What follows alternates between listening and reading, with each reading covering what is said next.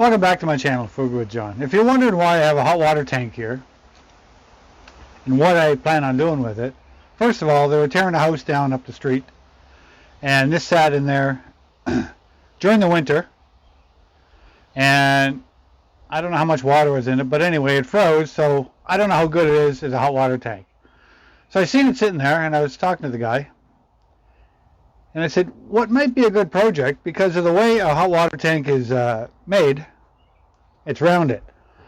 And I got a lawn tractor, and I wanted to put a plow on the lawn tractor. So I thought, well, if I cut this open, I could potentially use a portion of it and add some structural steel and make a plow for my lawn tractor. Anyway, I'm going to be doing that, not now, just before the winter. But while it's sitting here, I also have, if you look this way, I have a garden over here, and I thought that'd be a good opportunity while it's sitting here to take my eaves trough and put it into the hot water tank. It's got a thing in the bottom. I can put a garden hose so I can store water from the garage roof to water the garden in the meantime until I get to the project. So instead of just sitting here wasting the tank, I'm going to utilize it. So what I'm going to do now is just going to take the top off, take my grinder, cut a hole in the top, move my eaves trough down into here through a screen which I got either in the garage or the shed, and screen it, and then put a hose on the end and water my garden. So anyway, I'm going to get on that now.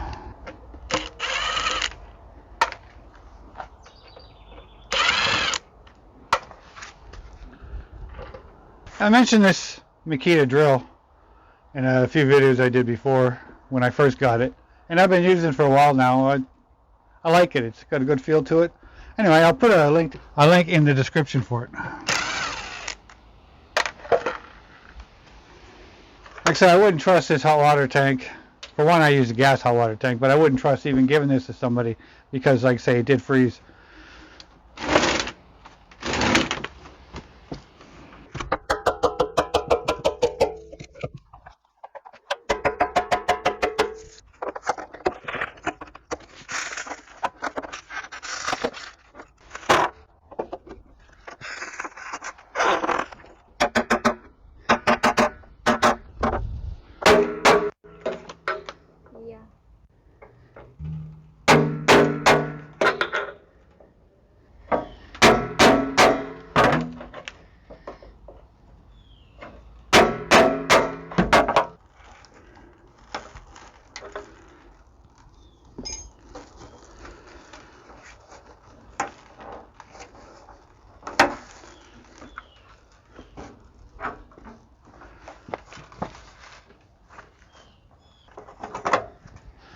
Alright, yeah, these are holding the lid down, which go down to these pipes. So let's see if we can get this off now.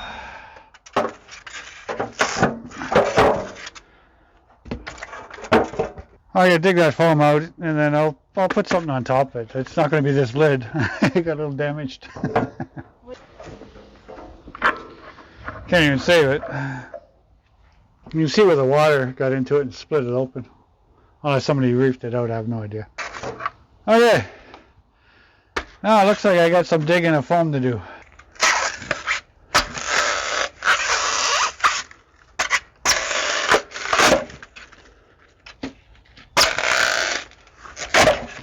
That's what the top of a hot water tank looks like after all the foam's dug out. Bit of work.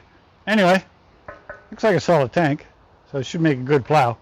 But anyway, I noticed when I took all the foam out, the anode rod is right here. There's really no access to it. You can't take it out without destroying your tank. I don't know how old this tank is, but let's take the anode out just to take a look at it.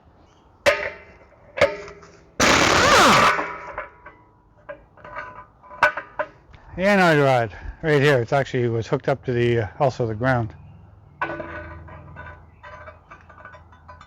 Oh, I can use that pole. Yeah, for that. This tank isn't. Is he on this? This tank is not that old. The anode rod is barely even touched. Anyway, but it's non-serviceable because once you get the top on here, all the foam. So anyway, we'll take that out. Now, what my plan is, I'm probably going to take my grinder. Now, I got foam here. I took the water hose and I turned it on because this may catch fire. And I moved it from where it was over to here, so I have access to it with the hose. So I'm going to try to grind out as much as I can in here.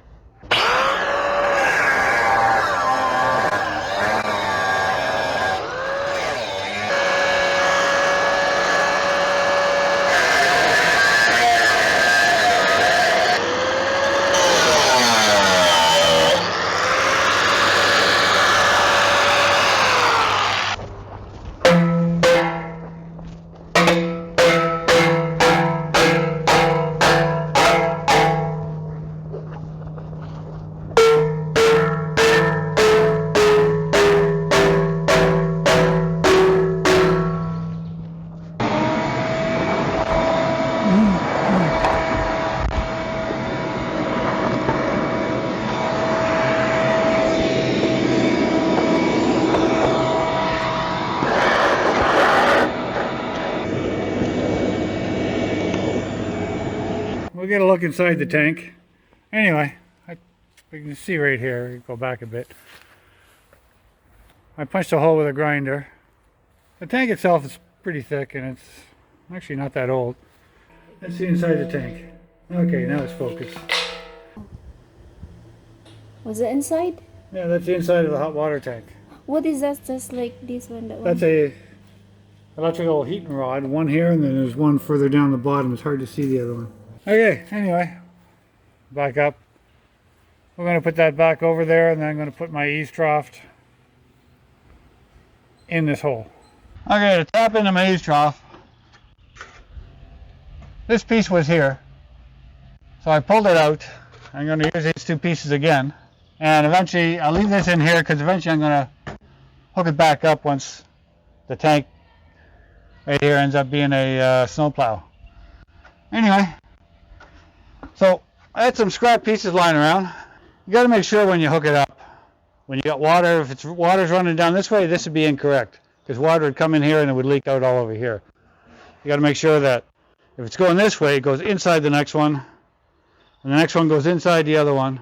Anyway, in order to do that, there's a tool down here. I'll show you how to do it. I had to cut a piece to get in. So this one here, that would come in basically where it was hooked one way before. I'm going to hook it. Instead of going like this, I'm going to flip it around.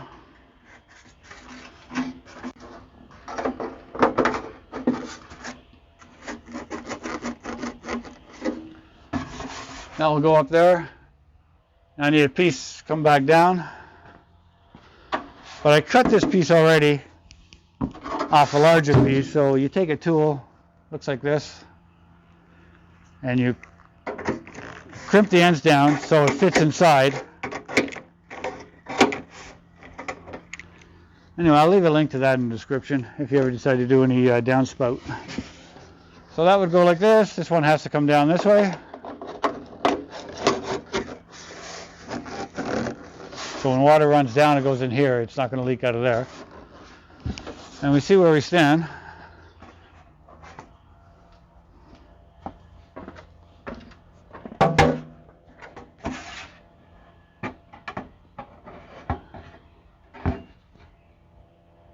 It could be a little shorter, but I don't want to go too short. So I'll just angle this a bit.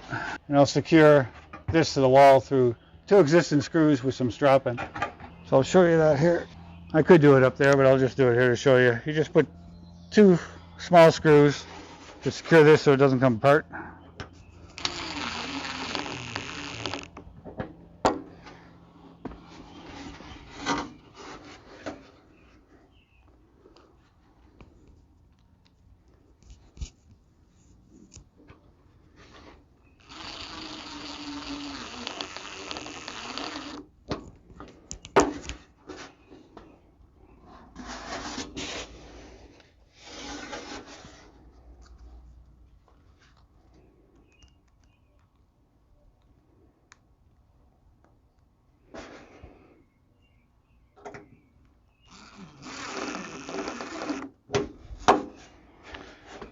And when I was taking it out, I dropped the screw. See if I can find it.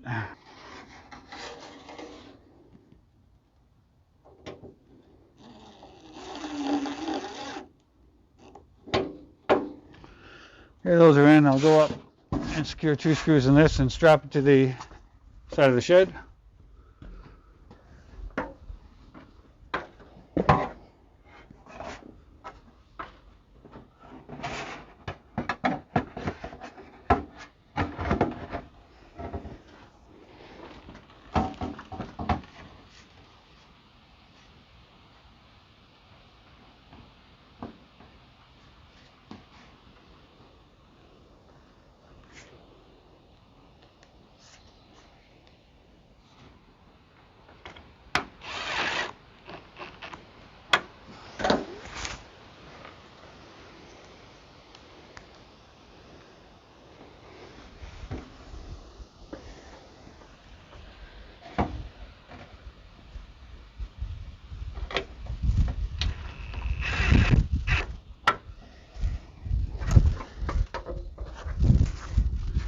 Then I'm going to run a strap from here to here. I have to change the end on this. Instead of putting more holes in my side of my shed, I'm just going to use what's in here. I already know they're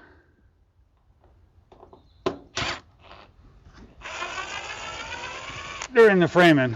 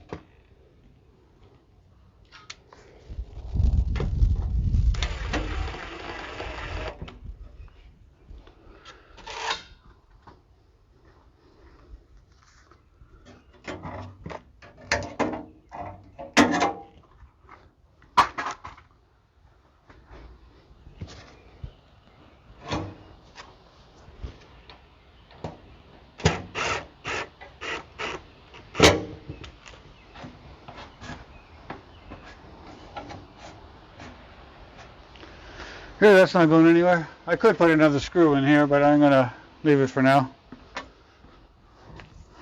And next, we'll try this piece. These pieces I haven't cut, but a little messed up, but we'll see how it works. Oh. Okay.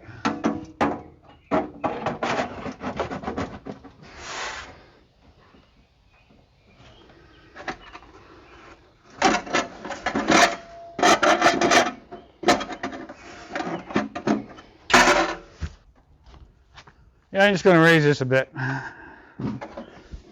just so I get enough room to get a piece of screen under there.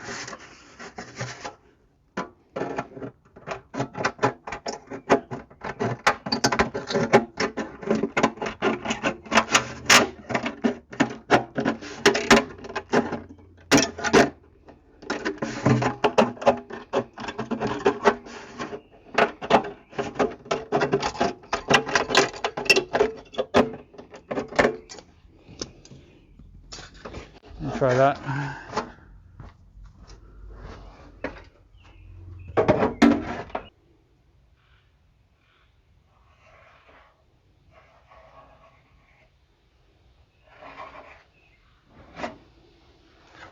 I'm going to cut this one at a bit of an angle so it sits a little better on there.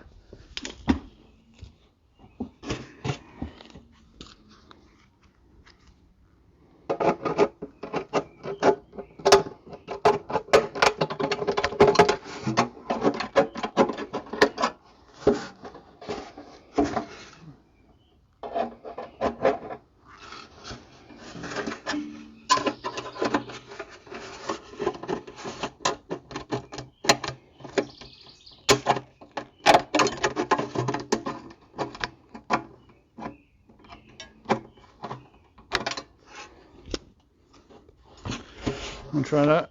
Okay, I'll just button that up, get that a little closer to the house, cut the other one at an angle. Anyway, like I say, this is a temporary thing. If you want to set up a rain barrel, you can do something similar to what I did. Anyway, like I say, temporary for me because this hot water tank will be a snowplow on my lawn tractor in the fall. It's heavy now.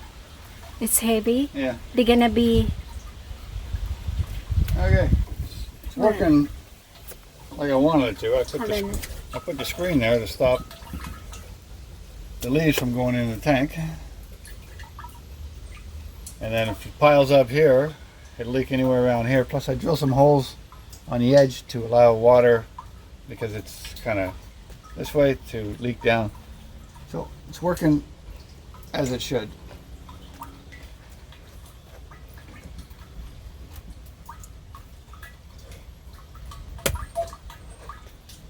Okay. And I can't see how much water, but it's almost full.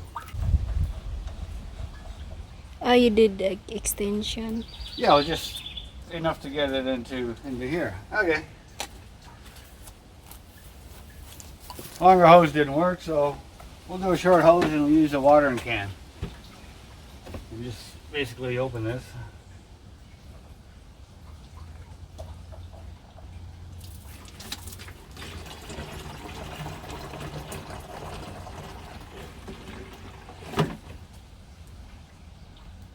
Maybe there's, the bucket, the white one. Fill that one in.